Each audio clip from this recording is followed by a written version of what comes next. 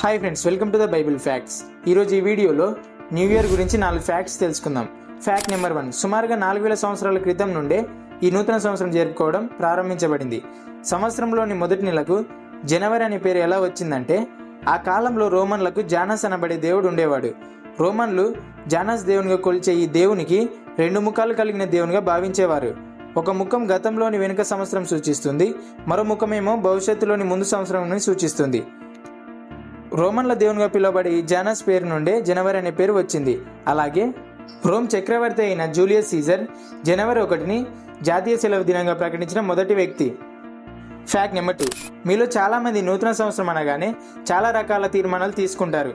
మద్యం త్రాగడం మానేయాలని, సిగరెట్ బీడి కాల్చడం మానేయాలని, పాన్ గుట్కా సారా వంటి మానేయాలని, వ్యభిచారం పాపం చేయడం మానేయాలని, నూతన జీవితం ప్రారంభించాలని రకరకాల తీర్మానాలు తీసుకుంటారు, అవునా? అయితే ఈ సర్వేను ఒక్కసారి జాగ్రత్తగా వినండి.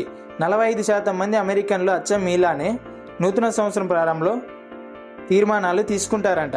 కానీ 25% మంది జనవరి నెలలోని 2వ వారంలోనే వారి తీర్మానాలన్నీ వదిలేయడం, పాత జీవితం ప్రారంభించడం చేస్తున్నారంట. మిగిలిన వారు మాత్రం 20% మంది మాత్రమే. సో ఈ సర్వే ద్వారా మనం అర్థం చేసుకోవాల్సిన విషయం ఏంటంటే, మనం తీర్మానం తీసుకోవడం తప్ప అంటే కానే కాదు. మనం తీర్మానాన్ని తీసుకుంటున్నామంటే మంచిదే. మనం దేవునికి ఇష్టంగా జీవించాలనుకుంటున్నామంటే కూడా మంచిదే. మనం 25% మంది తీర్మానాలు వదిలేసిన వారిలా జీవిస్తున్నామా? తీర్మానాలు వదిలేయకుండా దేవునికి ఇష్టలుగా, దేవుని పిల్లలుగా 20% మంది జీవిస్తున్నారే, వారిలా జీవిస్తున్నామన్నదే ముఖ్యం. మీరు ఎలా జీవించాలనుకుంటున్నారో కామెంట్ చేయండి.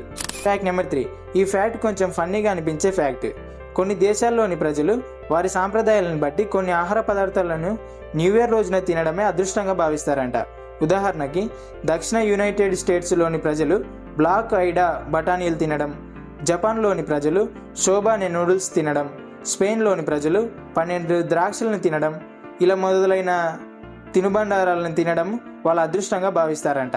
ఫ్యాక్ట్ నెంబర్ 4, అన్ని దేశాల్లో ఒక్కటే రోజున నూతన సంవత్సరం జరుపుకోరు.